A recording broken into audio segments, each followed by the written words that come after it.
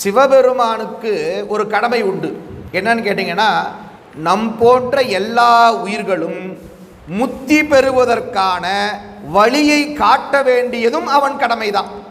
முத்தி தர்றதும் அவன்தான், முத்தி அடைவது எப்படி என்று வழிகாட்டுவதும் அவன்தான். ஏன்னா உயிர்களாகிய நமக்கு எதுவுமே தெரியாது. உணர்த்தில் உணர்வேன் உணர்த்தாயேல் கணத்தும் உணரும் வகை காணேன். அப்போ சிவபெருமான் தான் அதை செஞ்சாகணும். அப்ப சிவத்தை அடைவதற்கு ரெண்டு வழிதாங்க. ஒன்று சிவபூஜை, மற்றது சிவன் அடியார் பூசை. நல்லார் இணக்கமும் நின் பூசை நேசமும் ஞானமுமே அல்லாது வேறு நிலையுளதோ, அகமும் பொருளும் இல்லாளும் சுற்றமும் மைந்தரும் வாழ்வும் எழில் உடம்பும் எல்லாம் வெளிமயக்கே இறைவா கட்சி ஏகம்பனே. பற்றத்தார் வாக்குங்க.